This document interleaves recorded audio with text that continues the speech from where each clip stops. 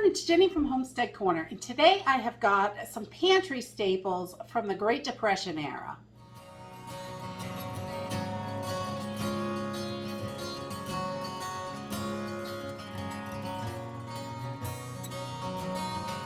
So I'm always looking around at different kinds of recipes and things like that, and I love the Great Depression era recipes. They are really inexpensive.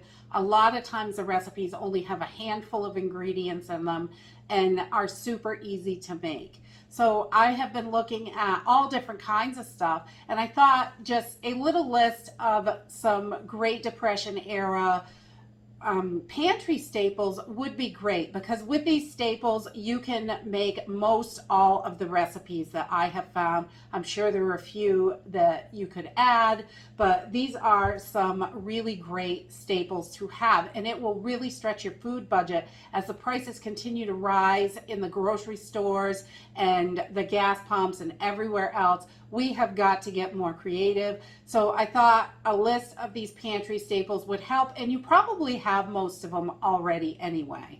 So let's jump into this list. The first thing is flour. They made all their breads, cakes, muffins, biscuits, all that stuff. So flour is a big one. If you are gluten intolerant, then different types of flour, definitely besides all-purpose, would be the way to go. Any of these things really, if you have issues with them, obviously you're not going to stock them in your pantry, but you can find things that are similar and put those in your pantry so you have them. The next one is cornmeal. They made a lot of mashes and things like that, cornbreads, all different sorts of things. It's great to put on the bottom of your breads when you make homemade bread.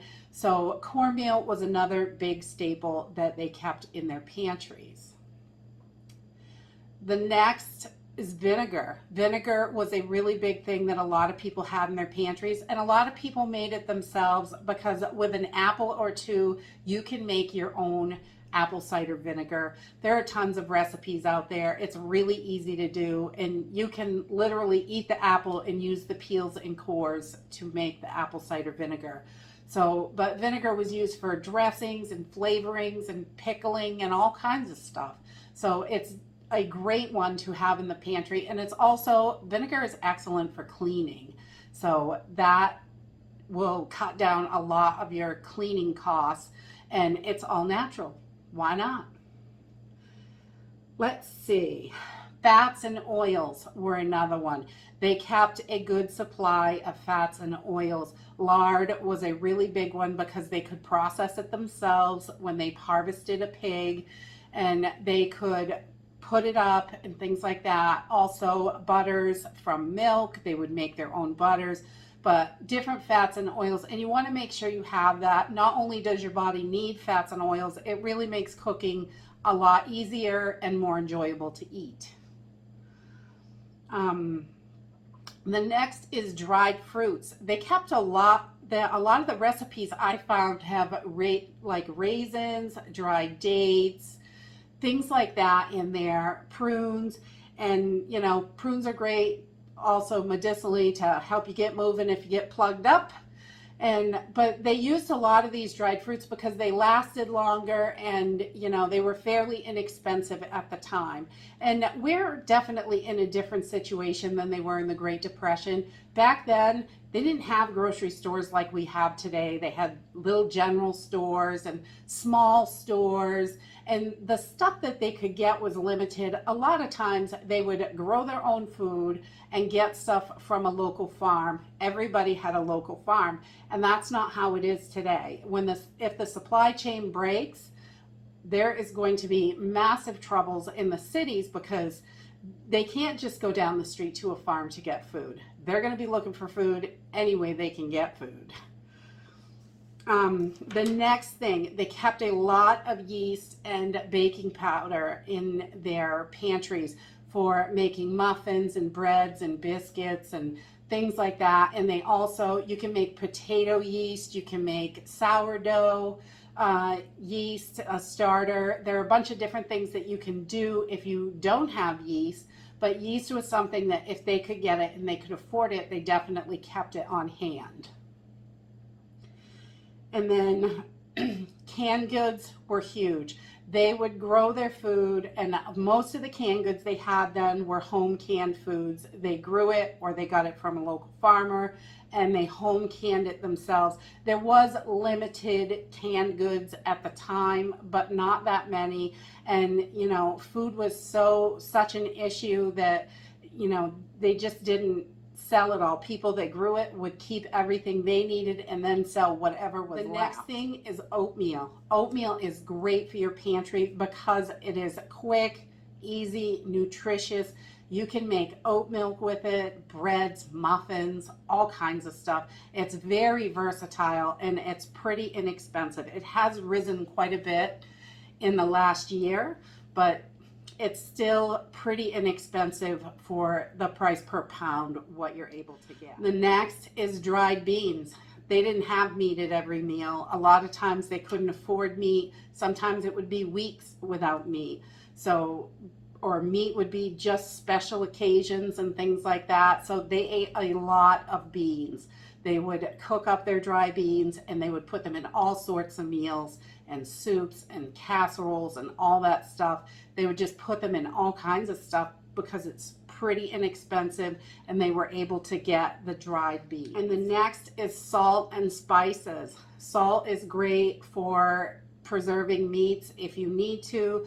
A lot of recipes call for salt. Our bodies need it and it really does help with the flavor. And pepper, any kind of spices really that they could get, anything they grew in the garden or out in the yard that they could dry and save for themselves, they use that for seasoning. And you know, seasoning, I think seasoning is one of the best things to have in your pantry because you can make a pot of rice and season it 400 different ways, so you don't get sick of eating it every stinking meal. And let's see, potatoes. Potatoes are super filling and they last quite a while in cold storage. So if you have your pantry cool and dark and dry, they will last a good long time in those conditions. And the next is rice.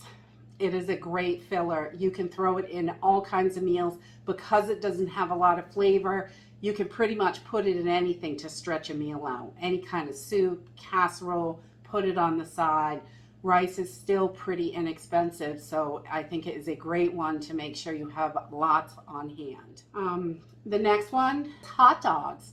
Hot dogs were something that they cooked a lot with because they were cured meat. That they could get, and it was really inexpensive. So, and it lasts a while because it's cured. They could put it in their cool area where they kept their cold stuff, and they could just use 2 hot dogs out of a package and make a meal for 6 people. And they did that. There are a lot of recipes out there with chopped up hot dogs in there, not a whole hot dog, but they would chop them up and that would be their meat because it was one of the most inexpensive meats they could get. And lastly for my list is pasta. There are quite a few recipes out there with pasta in them, and I think a lot of it was made by hand. Pasta is pretty easy to make, 2 or 3 ingredients. You can whip up some pasta and you can use a rolling pin, roll it out as thin as you possibly can. If you get it too thick, it's kind of weird when you boil it. But if you can get it paper thin by rolling it out, or you have a pasta machine, that is a great way to go. And I mean, a couple cups of flour is pennies, an egg, a little couple teaspoon of oil or so. It doesn't take a lot. Some salt. You can make gnocchi out of potatoes and things like that. There are tons of different things. There were quite a few recipes that I've come across that have pasta in them, and I don't think it was so much a readily available thing as it's pretty easy and inexpensive to make yourself. So that's another thing that they did a lot of. And that is it for my list of Great Depression era pantry staples. I would love to hear if you have other ideas for really inexpensive items that you can slip into your pantry that are going to last a long time and really stretch that budget out, because you know there are lots of ways you can do this. And that's it for today. If you like this video, give me a thumbs up, subscribe. I'll see you in the next video. Bye.